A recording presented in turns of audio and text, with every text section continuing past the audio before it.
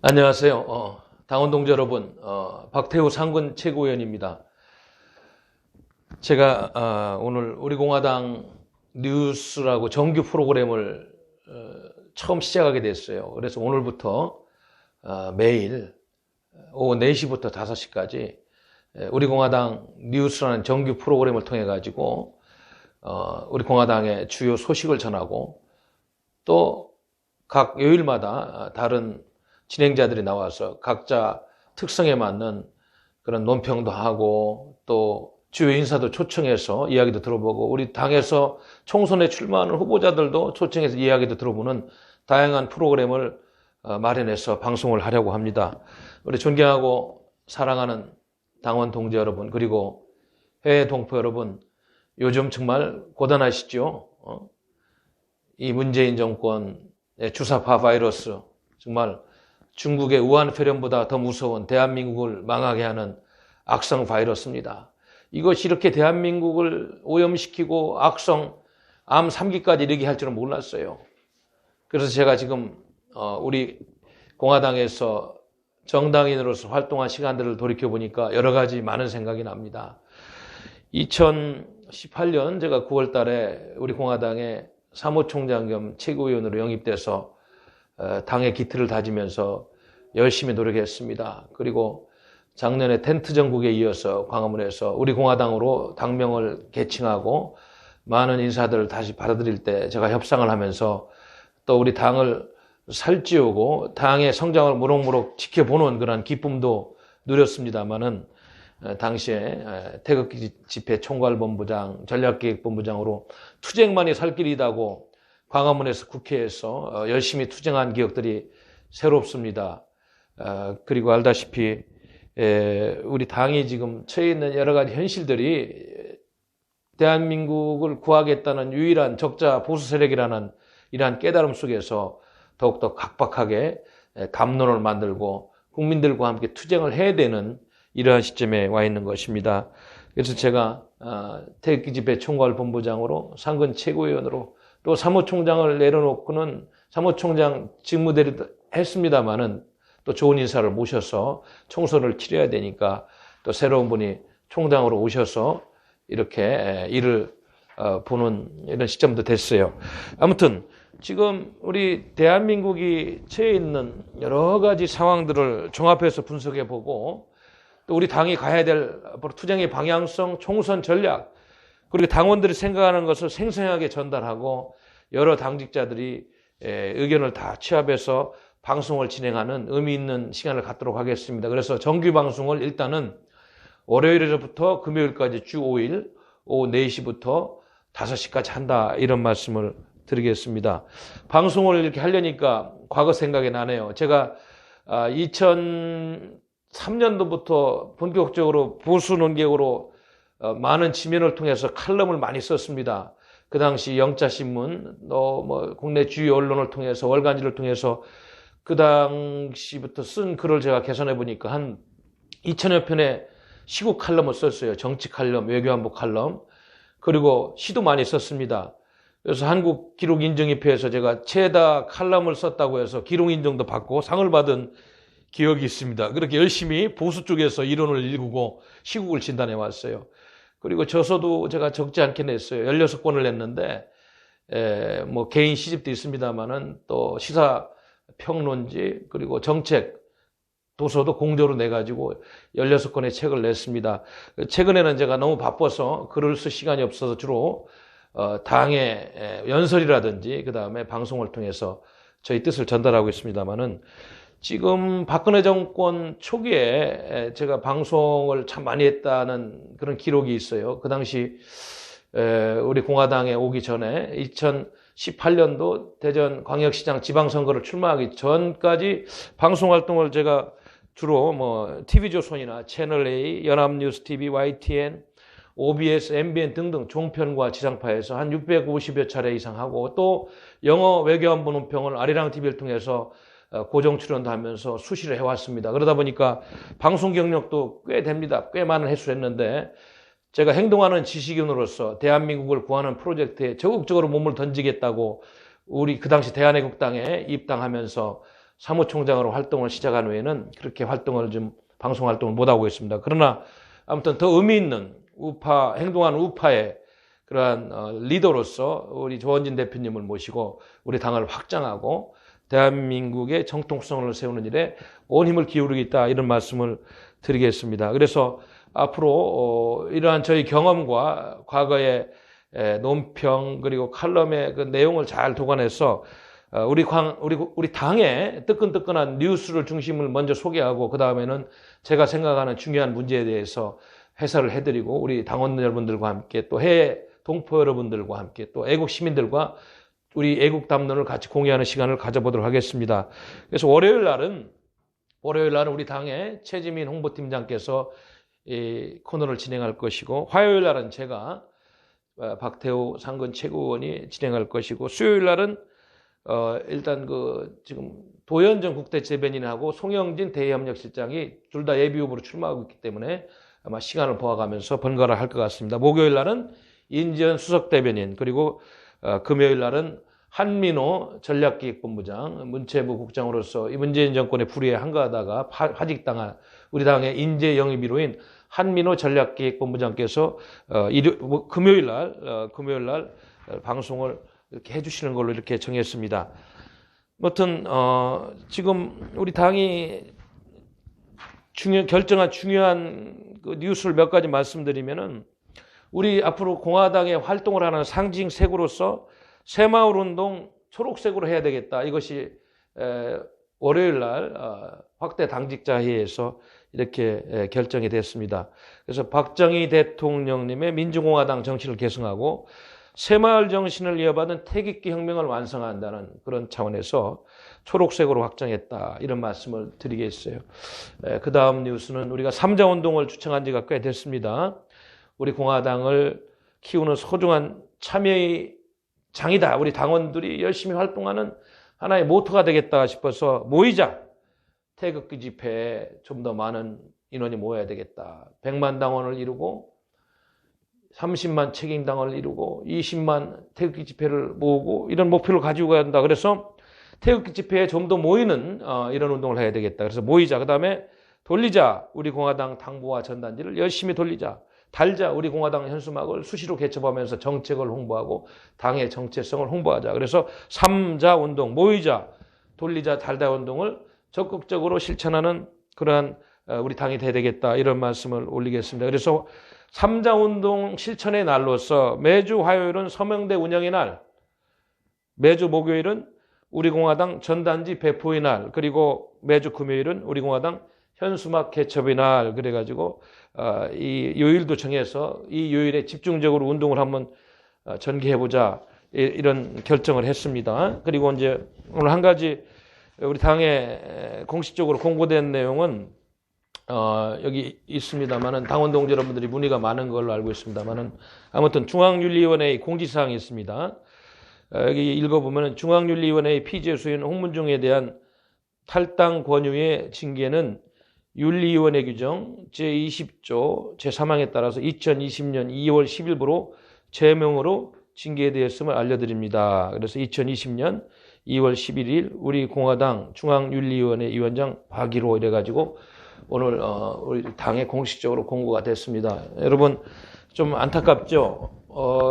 우리 그분이 오셨을 때 많은 당원 여러분들께서 매우 기뻐하고 이렇게 했던 기억이 있는데 이런 결과가 나온 것에 대해서 굳이 제가 따로 하지 않아도 우리 당원 여러분들이 그 배경이라든지 이런 걸 잘 알고 있기 때문에 더 이상 언급은 하지 않도록 하겠습니다.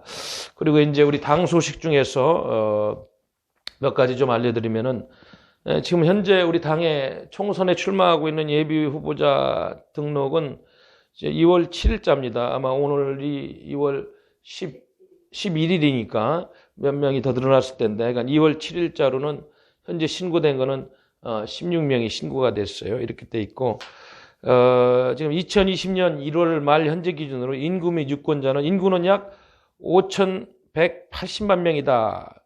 그래서 세대수는 2,250여만 세대다. 세대당 인구는 2.30명. 그래서 유권자 수는 4,300 90만 명 정도, 그래서 84.8%의 유권자가 있다. 이번 총선을 치르려는 통계입니다. 그리고 역대 총선의 투표율 현황을 보니까 16대, 2000년대에 치러진 16대에는 유권자 수가 3,348만 명이었는데 투표자 수는 1,916만 명, 그래서 57.2%돼 있고, 17대 총선입니다. 2004년도 4.15 총선. 제가 그때 처음으로 국회의원에 출마했어요. 젊은 시절이죠. 아주 용기 있고.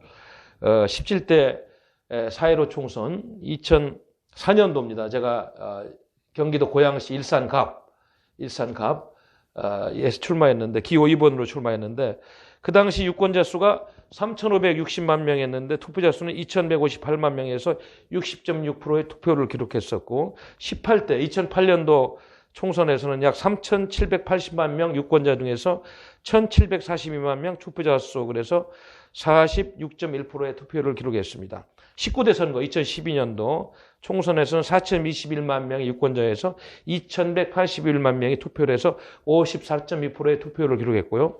2016년도에 20대 선거에서는 4,210만 명 유권자 수, 투표자 수가 2,443만 명, 그래서 58%의 투표를 기록했습니다. 이번 총선은, 다가오는 4.15 총선은 아마도 더 높은 투표를 기록할 것이다. 왜냐하면 많은 대다수 국민들이 문재인 주사파 정권에 대한 위기감, 대한민국의 헌법이 파괴되고 나라가 망하고 있다는 그러한 많은 반성과 걱정 속에 있기 때문에 투표율이 높을 것이다. 일단 그렇게 전망을 해보겠습니다. 그리고 이제 최근에 중앙선거관리위원회 결정사항 2월 6일자로 나온 건 있는데요. 여기서 보면은 한 가지 중요한 결정이 있어요. 그래서 비례대표 국회의원 후보자 추천 관련해서 민주적 심사 절차라는 그런 당헌 규정을 통해 가지고 여러 가지 이제 새로운 안을 제시하고 있는데, 이거는 앞으로 이제 우리 당에서 공천관리위원회가 만들어지면 이 선거관리위원회에 이러한 후보자 추천 관련 민주적 심사 절차를 잘 활용을 해서 우리 당이 좀 내부적인 거는 결정을 해야 되는 이런 상황입니다. 이거는 하여튼 다음에 자세히 소개할 기회가 있으면 우리 당원 여러분들의 이해를 돕기 위해서 더 자세히 소개를 올리도록 하겠습니다. 그리고 지금 통합신당 준비위원회가 뭐 대통합신당으로 이렇게 이름을 명명하고, 황교안 자유한국당 대표와 가칭 새보수당의 유승민 씨가 이렇게 결합하는 모양으로 가고 있는데 좀 더 지켜봐야 되겠어요. 논의가 그렇게 되고 있다는 이야기를 들었습니다. 그리고 알다시피 자유통일당이 창당돼서 현재 계속 아마 광역시 도당을 창당하는 이런 절차를 밟고 있는 걸로 알고 있고, 안철수 씨가 창당준비위원장에 선출된 국민당 창당 발기대가 지난 2월 9일 날 있었고, 현재 계속 시도당 창당을 하면서 3월 1일 날 중앙당을 창당한다는 그런 소식이 있습니다.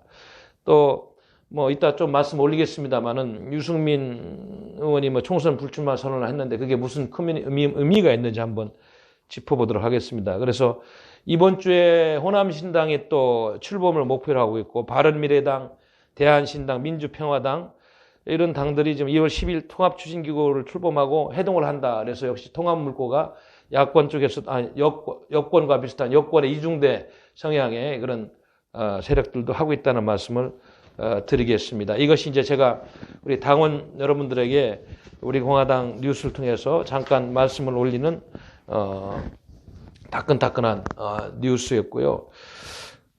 오늘 우리 인지연 수석 대변인께서는 우리 당 논평을 2개를 냈어요. 아까 소개해드렸듯이 우리 공화당의 상징색이 새마을운동 초록색으로 확정됐다. 이거를 좀 논평을 했고요. 또 한 가지는 문재인 탄핵의 때가 왔다라는 논평도 오늘 인지연 수석 대변인이 정론관에 가서 했습니다. 그래서 여기 뭐 아까 자세히 인지연 수석 대변인이 아마 낭독을 해서 다 소개를 됐습니다만은, 마지막 이 한 단락만 소개하면은, 불법 정권의 중대 범죄를 그대로 좌시하는 순간 대한민국은 소위 민주화운동 세력이라는 자들에 의한 지독한 좌파 독재를 벗어나지 못하고 전체주의의 나락으로 떨어질 것이다. 총선을 통해서 문재인 탄핵을 통해서 대한민국 자유민주주의 시장경제체제를 구출하자. 이렇게 결론을 내리고 있어요. 아마 인지연 수석 대변인께서 이미 논평과 유튜브를 통해서 다 나가서 아마 들으시라고 생각합니다. 자, 지금부터는 이제 제가 여러분들에게 좀 몇 가지 중요 뉴스를 가지고 해설을 해드리겠습니다. 왜냐하면 앞으로 총선 전국에서 우리 당원 여러분들과 애국 시민들, 해외 동포 여러분들이 어떻게 지금 정치 현상들을 이해하면 좋겠느냐, 이 태도를 놓고 몇 가지 말씀을 드리겠습니다. 오늘 동아일보 그 A8면 정치면을 보니까 이런 제목의 그 기사가 있어요. 안철수 총선서 보수 세력과 통합 연대는 없다, 이런 이야기를 했습니다. 그래가지고 여기 이야기하는 것이 문재인 정권이 왕조 시대로 가는 것 같아서 국회, 법원, 검찰을 밑에 두려고 한다, 이런 큰 와꾸를 땄고, 또 재밌는 것은 무당층 30%는 절대 한국당을 안 찍는다.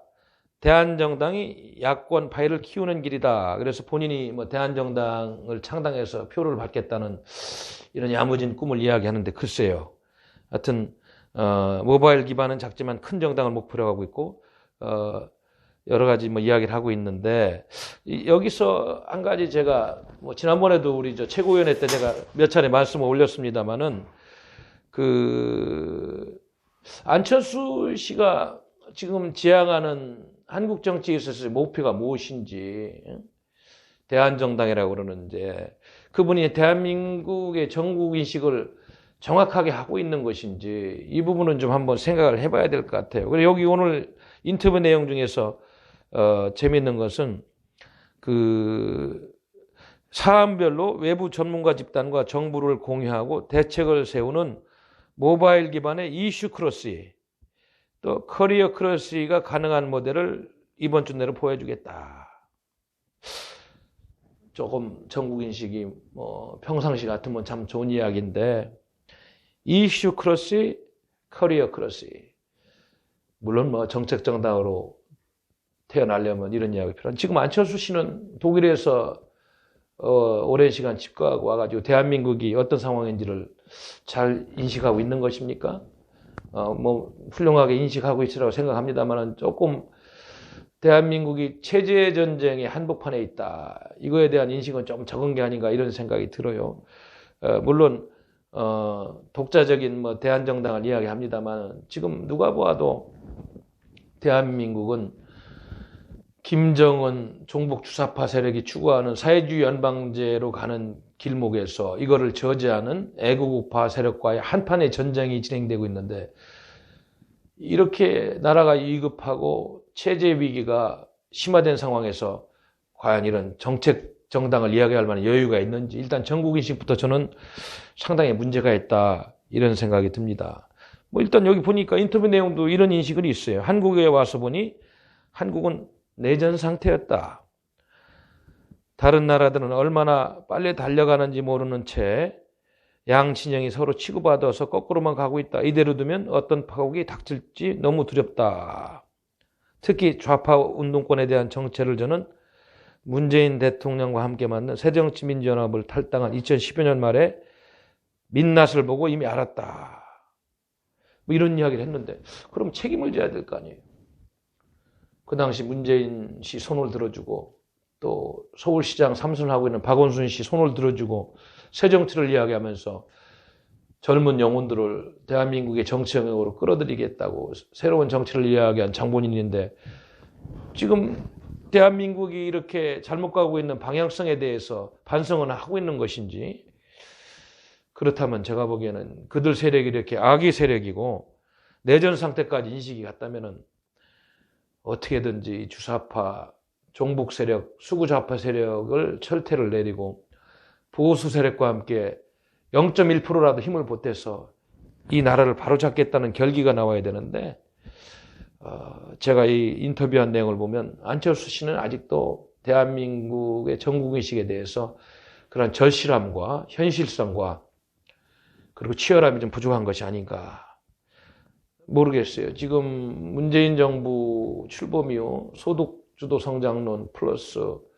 북한과 맺고 있는 4.27 판문점 선언, 그 하류로 9.19 군사합의 등등등, 중국 공산당에 대한 굴종적인 태도 등등등, 완전히 지금 대한민국 헌법은 내동댕이 쳐지고 그리고 알다시피 악법을 통과시킬 때 헌법에도 없는 공수처, 헌법에 규정되어 있는 공수처를 통과시키는 과정에서도 108석이라 하지 있는 제1야당은 쳐다만 보는 이런 대한민국 현실에 대해서 국민들은 분노하고 잠을 못 자는데, 이러한 악의 세력이 들어서는데, 국가 반역 세력이 들어서는데 일조했다고 보여지는 책임 있는 인사들이 반성과 큰 참여는 없이 이렇게 또 뭐 정치를 해보겠다고 나서는 이 현실은 대한민국의 또 다른 불행이다. 연장선상에서 유승민 씨 같은 분이 총선 출마 안 한다고 선언하는 것이 무슨 큰 의미가 있겠어요. 당연히 하지 말아야죠. 당연히 하지 말고 역사의 뒤안길로 사라져서 어디 도자기나 굽는 것이 국민과 역사에 대한 도리인데, 무슨 역할이 있다고 자유한국당의 황교안 씨 이런 분들하고 만나서 뭐 보수 대통합이니 뭐를 이야기하는데, 그들이 이야기하는 보수가 도대체 뭡니까? 나는 황교안 자유한국당 대표가 이야기하는 보수가 뭐고, 유승민 새 보수당 대표가 이야기하는, 대표는 아닙니다만은 뭐 거기 뭐 인재영 위원장인가 하고 있는 걸 알고 있는데, 보수혁신위원장인가요? 그 보수가 뭐예요? 이미 자유한국당의 비겁함과 배신으로 인해서 박근혜 대통령님을 탄핵하는 순간에 대한민국 보수를 불태운 장본인들 아닙니까? 그 당시 황교안 씨는 대통령 권한대행으로서 좀 더 치열하게 대처했어야 했는데도 불구하고 방관자적 자세로 지나왔었고, 유승민 씨는 자기를 키워주고 대한민국 보수의 상징처럼 자유통일을 외치고 있던 박근혜 대통령님을 뒤에서 칼을 꽂는 핵심적인 세력으로 김무성 씨와 함께 62명을 이끈 역사에 큰 죄를 지은 그런 잘못된 정치인 아니에요. 그런 분이 보수를 논할 자격이 있어요. 보수개혁은 제가 지난번에 최고위원회에서도 말씀 올렸듯이 국가 반역 세력이 등장하는데 길을 터주고 죄가 없는 대통령님을 탄핵하면서 자신들의 정치적인 이득을 위해서 내각제 운운하면서 잘못된 세력들과 유합한 세력들을 정계에서 물러나고 깨끗하게 청소하는 것이 보수개혁의 1순위입니다. 뭐 나라가 너무 어렵고 총선이 어려워 보이고 문재인 주사파 정권의 이런 엄청난 나라 파탄행위에 대해서 국민들이 어지러워하니까 그 틈을 타서 통합이라는 논리로 그들의 죄과를 묻어가서는 안 됩니다. 대통합신당이든 뭐든 당명이 중요한 게 아니에요. 보수의 본질에 대해서 국민들이 인정할 수 있는 책임 있는 자들은 몇 놈이라도 물러나고 그 다음에 통합을 하자고 해야지. 이렇게 하면 안 됩니다.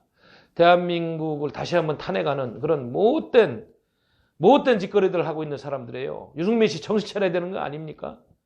보수개혁의 1순위가 잘못된 탄핵을 바로잡고 당을 건너자는 말을 철회하고 나간 역사의 죄인이고 이런 정말 잘못됐으니까 책임 있는 정치인들은 다 총선 불출로 하고 정계 은퇴하고 이제는 새롭게 역사관과 투쟁관으로 무장하고 좌파와 싸울 수 있는 그런 인재들로 총선을 치러야 한다. 이것이 진정으로 대한민국을 이해하고 보수개혁을 이해하는 길인데, 지금 하고 있는 언행이나 이야기하고 있는 논리를 보면은 맞지가 않다. 그런 생각을 하는 거예요. 그래서 안철수 씨도 총선서 보수 세력과 통합연대는 없다고 그러는데, 본인이 과거 대한민국 정치판에서 저지른 여러 가지 과오를 생각하고 주사파 세력이 이렇게 등극해서 대한민국 헌법을 파괴하고 지금 대한민국의 정신을 이렇게 어렵게 하고 있는 이런 현실에 대해서 책임이 있다는 것을 알아야 되는 겁니다.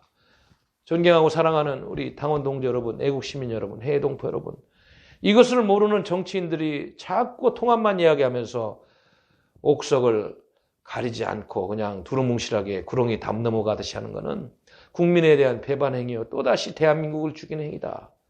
제가 어느 한 방송에서도 기억이 납니다만, 탄핵의 강을 건너봤자 통합만을 위해서 통합이 지상주의인 것처럼 근본적으로 집을 짓는데 밑에 표석을 다지고 기반 정지 작업이 없이 그냥 모래 위에다 집을 지을 겁니까? 그건 실패가 명확히 보이는 또다시 대한민국을 죽이는 작업이다. 탄핵의 강을 그렇게 건너서는 저 강 건너에는 그들이 지으려고 하는 집 밑에는 모래밖에 없어요. 강 건너에 모래사장에다 집을 짓겠다는 거예요. 하루아침에 허물어집니다. 그러나 탄핵의 강을 건너지 않고 탄핵의 잘못을 규명하고 탄핵 묘를 규명하고 문재인 체딘을 진정으로 외치는 투쟁력이 있는 정치인들이고 이런 사람들이라면 안반이 있는 기초가 튼튼한 강을 건너기 전에 그 위에다 집을 짓고 국민과 함께 투쟁하면서 이 정권을 끌어내릴 거예요. 잘못된 논리는 다시 한번 대한민국을 죽이는 것입니다, 여러분. 오늘도 참 재밌는 칼럼이 있어요. 오늘 동아일보 오늘 화요일 칼럼 중에 여기 제목이 하나 있네요. 속도 내는 보수통합, 기득권 버리고 공정, 정의 가치로 결심해줘야. 글쎄요. 조중동이 제가 제2의 6.25로 명명한 박근혜 대통령 탄핵 사태 때 한 제과를 알고 있나요? 신문 찌라시 가지고 철저한 국회에서의 조사나 검증이 없이 탄핵으로 몰고 간 언론들의 포퓰리즘 그 제과를 알고 있나요? 자, 이 사설 내용이 이겁니다. 그 통합신당, 한국당과 새 보수당에 의해서 제3세력까지 참여할 통합신당은 당명을 대통합신당으로 잠정 결정하고 곧 출범식을 치르기로 했다. 인적 쇄신을 통한 보수통합이 본궤대에 오를 것으로 보인다. 자, 제가 이야기한 조금 전에 그런 오류라든 이런 걸 지적하는 칼럼이 나와야지, 사설이 나와야지. 그런 건 다 덮었어요. 과거의 죄과 오류, 문제점에 대해서는 언급을 안 하고 있습니다. 그럼 마지막에 이런 얘기했어요. 4.15 총선이 불과 64일밖에 남지 않은 만큼 이번 통합의 기회를 놓치면 안 된다. 보수 세력이 기득권과 작은 차이를 넘어서지 못해 분열되면 자유민주주의 기초인 견제와 균형이 설자를 잃게 된가.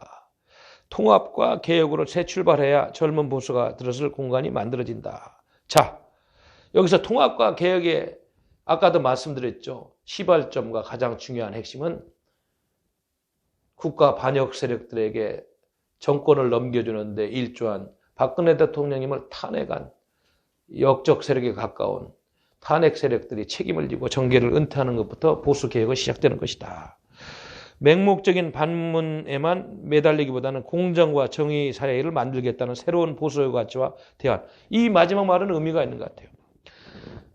맹목적 반문에만 매달리기보다는 공정과 정의의 사회를 만들겠다는 새로운 보수의 가치와 대안을 국민에게 제시해야 된다. 이 사설은 가장 중요한 것을 지적을 안 하고 있잖아요. 새로운 공정과 정의의 사회, 그것은 철저한 과거 반성, 잘못을 청산함으로써 오는 것이지 암이 3기까지 오고 고름이 있는데 그걸 옥도전기 바르고 덮고 그 문제를 건너가서는 새로운 공정과 정의의 사회는 오지 않는다는 것이 저의 생각인 것입니다.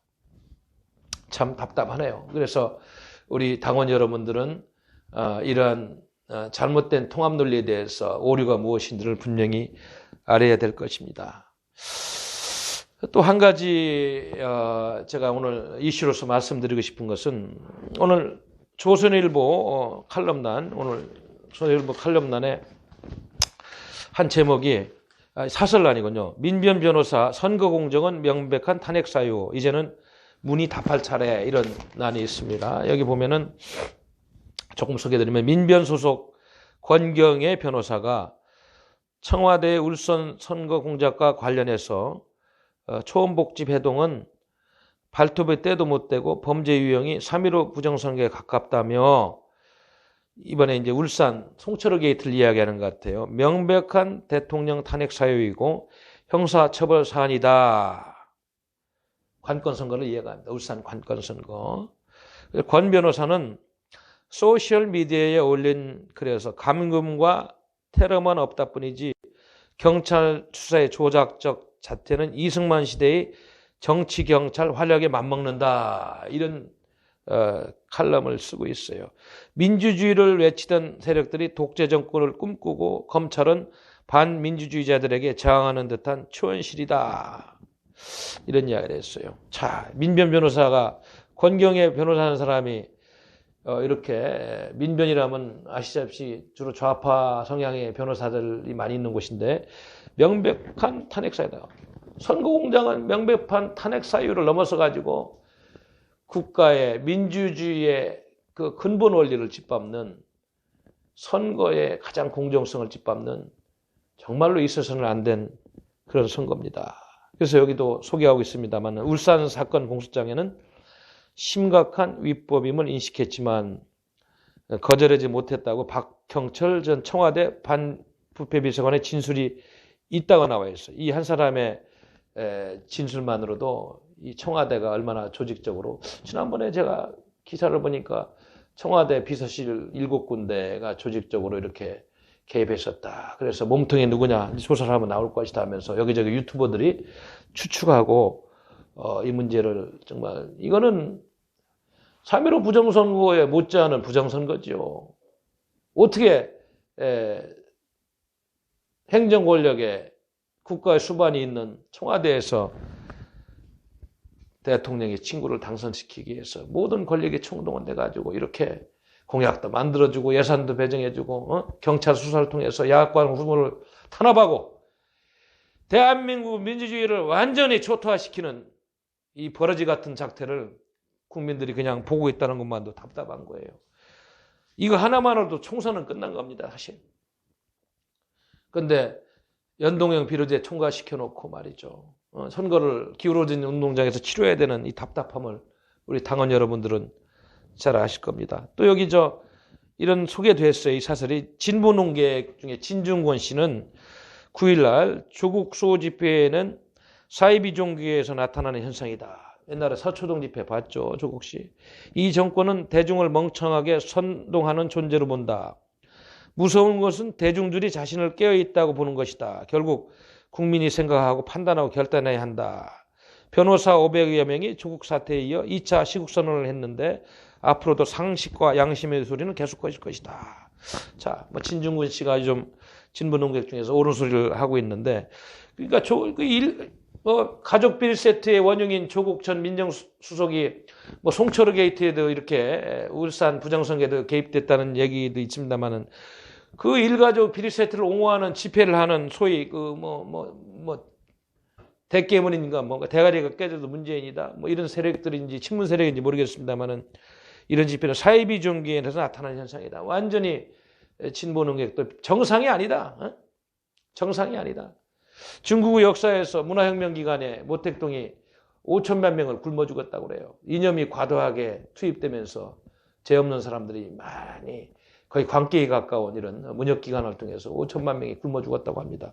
이 대한민국은 지금 굶어 죽는 수준이 아닙니다만은 정신이 말살되고 정의가 죽어나는, 그래서 사이비 종교에 나타나는 현상이라고까지 진중권 씨는 이렇게 조국 집회에 참가한 그 광기를 보면서 진단을 하고 있어요. 참, 변호사 500명이 조국 사태에서 2차 시국선언을 한다. 이거 큰일 났어. 이런 것만 봐도 선거는 끝난 거예요. 선진국 같으면은 선거할 것도 없습니다.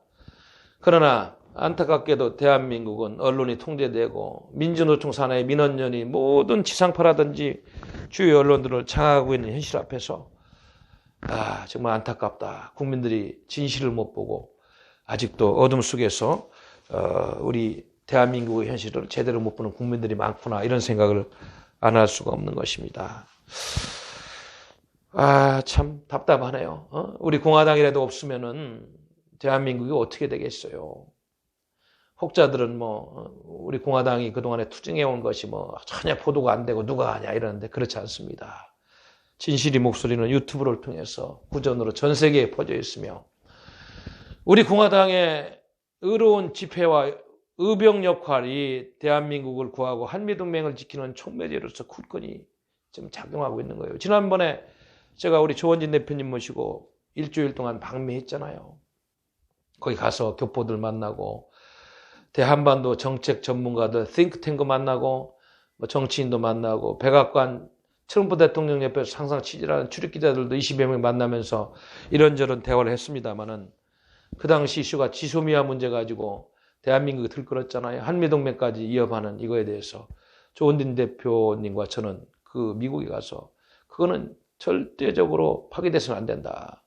모든 수단과 방법을 동원해서 문재인 정부가 미국이 가진 모든 수단을 동원해서 그것만큼은 파기 안 하도록, 우리 대한민국 국민이 그거를 못 막으니까 그거를 저항하는 길도 봉쇄되어 있고, 아무리 우리가 데모라고 외쳐도 이 문재인 주사파 정권이 말을 듣지 않으니까 미국에서 도와줘야 된다. 그래서 외교를 하고, 나중에 미국의 그 백악관 출입기자가 기사를 썼는데, 물론 미국하고 일본의 대화도 중요하고 합니다만은 지소미아 파기를 연장하는데 그 당시 우리 공화당 방미단, 우리 조원진 대표님 그리고 저와 같은 사람들의 역할이 컸다는 기사를 보고 큰 보람을 느꼈어요. 이것이 우리 공화당이 지금 보이지 않게 하고 있는 구국운동이요. 우리 공화당이 갈 길입니다. 목숨 걸고 잘못된 것은 잘못됐다고 이렇게 이야기할 수 있는 우리 당의 노선과 그런 철학 그리고 결기 있는 지도자들의 그런 결단력, 행동 이것이 앞으로 총선에서 승리하고 대한민국을 구하는 원동력이 될 것이다. 저는 그렇게 생각합니다. 작년에 5월 10일 날 광화문에 텐트 치고 6월 25일 날 용역강폐의 철결할 때까지 저들이 연일 거기서 숙식을 하면서 좌파 싸우고 의로운 3.10 태극기 열사들의 죽음을 규명한다고 분향소도 차리고 한 그런 뜨거운 여름에 땀 흘리면서 아픔과 보람을 생각해 봅니다. 그때 그 당시 조선일보에 지금 여기도 김대중 여기 보니까 고문으로 됐네. 김대중 고문이 그 당시 거기에 천막에 투쟁할 때 박근혜 대통령 탄핵 문제를 이렇게 묻고 가고 반문연대의 논리를 이야기할 때 저희들이 거기서 분개해가지고 이거는 잘못됐다고 조선일보에 편지를 보냈어요. 우리 당의 이름으로. 이거는 맞지 않으니까 앞으로는 그런 논리로서 보수를 2번 죽이는 그런 사람이 되면 안 된다. 김대중 씨가 보수 논객이라면서 가장 영향력 있는 조선일보에 고문으로서 그런 가슴을 쓰면 안 된다. 이런 이야기를 했어요. 그런데도 그 이후에도 한 번 더 나와서 또 편지를 보내가지고 경고를 했습니다. 요즘은 그런 이야기는 안 하는데 오늘은 조선일보 오피니언란에 이런 글을 썼네요. 김대중 고문이. 문정권의 예의 염치 그래가지고 뭐라고 했냐면 절도를 넘고 안하무인이며 잘못을 은폐해서 악행에 이르는 예의 염치 없이 벌어진 역대 대통령의 흥망성쇠 지금 나라는 어디쯤 매달려 있는가. 나라가 이태롭게 가고 있는 것도 불안하고 이미 나라가 망하지 않으려면 지금 경고음이 크게 울려야 된다. 이런 결론을 내리고 있는데 우리 김대중 우리 논객님 어떤 탄핵 문제에 대해서 앞으로 좀 더 적극적으로 언급하고 보수가 살 길인 보수의 본질적인 문제에 대해서 좀 건드리고 그 다음 이야기를 하는 게 순서가 아닌가 이런 생각을 하면서 제가 잠깐 소개해드렸습니다. 또 중앙일보 여기 보니까 오늘자 사설에는 이런 제목의 또 사설이 있어요. 유승민의 결단과 합당 제안, 보수의 환골 탈퇴 계기가 되길 바란다. 글쎄요.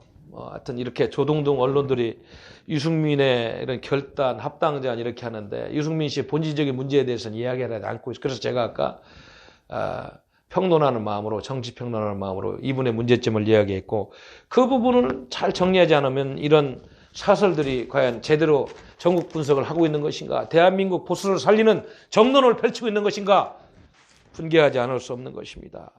여기 사설도 말씀은 잘하고 계세요. 보수는 뿌리부터 재건돼야 한다. 한국의 보수 정치가 가야 할 길은 개혁 보수라고 유승민 의원은 진단은 적더라다. 근데 그 개혁의 의미가 뭐예요? 제가 진단했잖아요. 유승민 씨가 이야기하는 개혁이 뭐냐 이거야. 보수야당이 무능하고 투쟁하지 않고 보수 혁신이 성공하지 않고 기득권만 지키는 웰빙 보수다. 이런 건 다 좋습니다. 그러나 국가의 반역 세력들과 통조해서 의원내각제를 꿈꾸면서 개인적인 정치적인 이득을 위해서 죄도 없는 박근혜 대통령을 탄핵한 62명들은 국가의 반역 세력과 결탁한 대역죄인으로서 정계를 은퇴해야 된다는 보수개혁의 제1명제를 이야기하지 않는 이 조동동의 이 사설들을 보면은 대한민국 보수를 개혁하는 번지수도 다 틀리고 정신도 잘못됐다. 말은 그렇답니다만은 가장 중요한 문제를 놓치고 있다는 말씀을 드리지 않을 수가 없습니다. 존경하는 당원 동지 여러분 그리고 우리 애국 시민 여러분, 해외 동포 여러분, 지난 토요일 날 우리 공화당은 우한 폐렴의 그런 위협 속에서도 대한민국을 구국하는 데서는 이제는 이런 가짜 보수들보다는 대한민국을 구국하겠다는 행동 애국파의 시민들이 많이 집회에 나와서 더 세력을 키워서 목소리를 더 내서 바른 보수를 이야기하고 바른 보수가 사는 철학을 이야기해야 되겠다. 이런 굳건한 믿음으로 집회를 했습니다. 그래서 지난주 목요일 날은 조선일보에 사설란에 이렇게 광고까지 냈었어요. 문재인 즉각 퇴진, 총궐기 집회다. 사생결단의 날이다. 그래가지고 박근혜 대통령 탄핵 무효 즉각 석방하라. 이런 문구도 넣고 했는데 여러분도 보셨겠습니다마는 제가 태극기 집회 총괄 본부장으로서 참 가슴 아픈 눈물도 그날 흘리고 그랬는데 다른 집회들은 3분의 1로 쭉 틀었더라고요. 오늘 우리 집회는 그날 2배 이상이 늘었습니다. 그래서 무대차도 3대를 트고 저 숭례문에서 서울역 4번 출구까지 물론 뭐 중간중간에 1m, 2m 떨어진 적도 있습니다만 그래도 우리 애국 시민들이 우한 폐렴도 무서워하지 않고 종북 주사파 바이러스가 더 무서우니까 우리가 그 바이러스를 죽이기 위해서 의지를 가지고 집회에 나오는 우리 당원 동지 여러분들의 그런 뜨거운 열정과 애국심에 감복했다. 그래서 이번 주 토요일 집회도 연장선상에서 똑같이 무대차 3개를 틀고 일부 집회를 12시 반에 서울역 4번 출구와 숭례문을 터서 한다.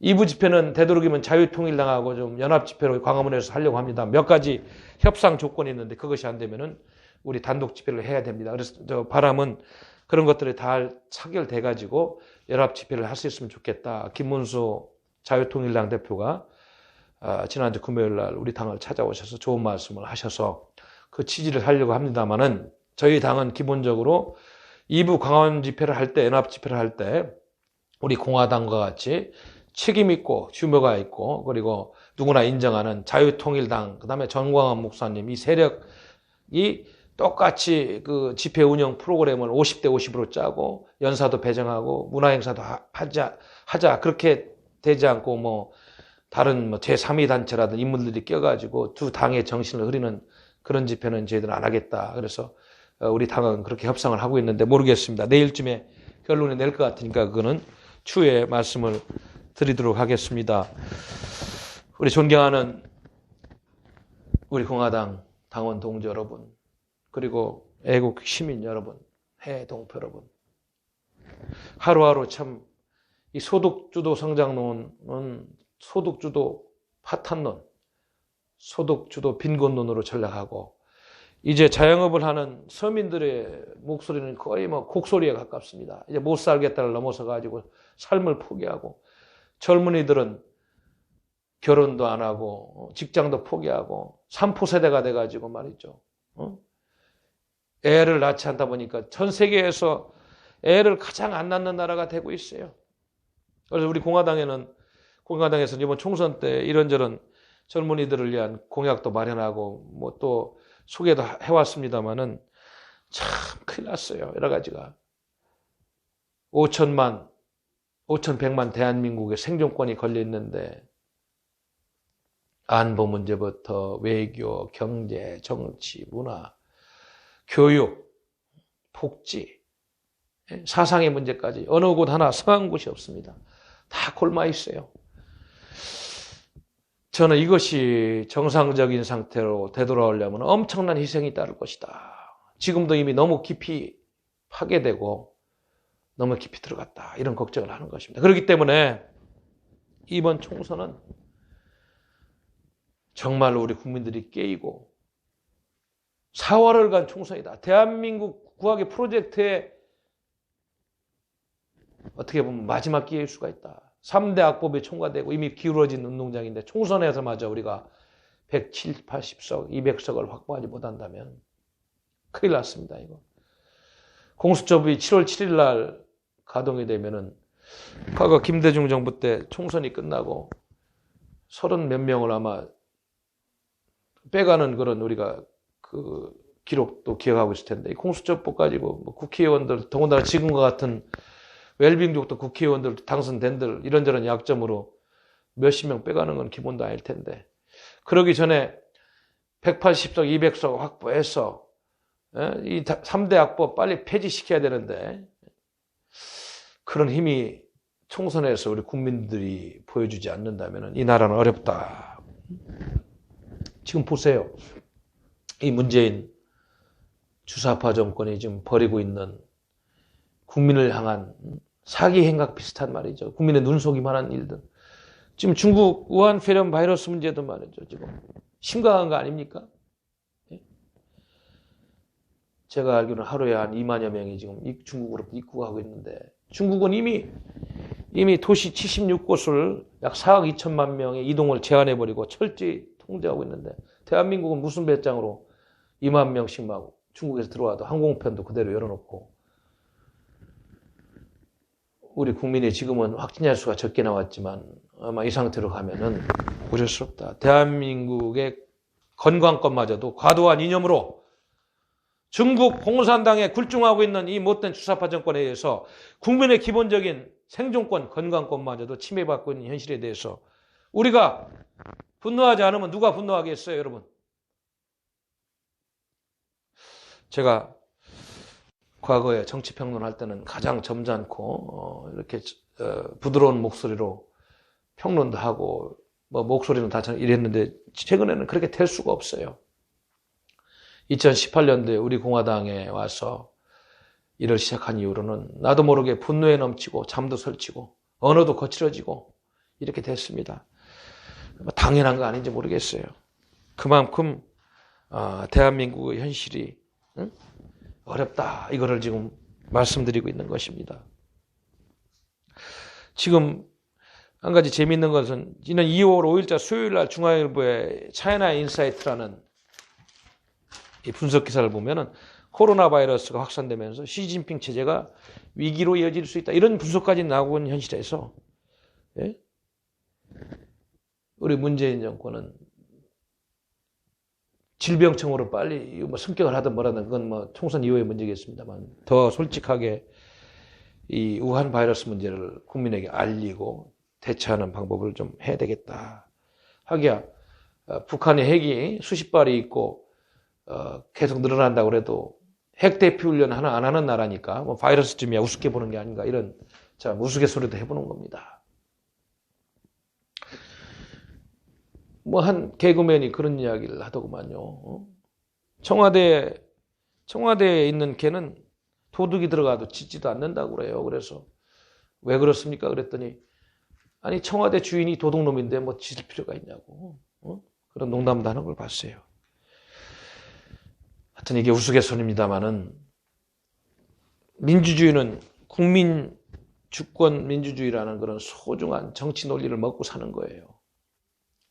국민을 위한 정치, 국민에 의한 정치, 그리고 국민의 정부, 이런 것들이 실현되지 않으면은 언제든지 잘못된 정치인에 의해서 민주주의는 나락으로 떨어지고 국민의 기본권은 침해되고 좋은 민주주의도 전체주의 체제로 갈 수 있는 확률은 어느 곳이나, 특히 분단 국가에 살고 있는 대한민국 국민들은 정신 똑바로 차려야 돼. 여기는 미국이나 일본이 아니에요. 민주주의를 하는 3만불 시대의 대한민국 국민입니다만, 분단 국가에 살고 있다는 것을 잊어먹고 있는 국민들은 미래가 없는 겁니다, 지금.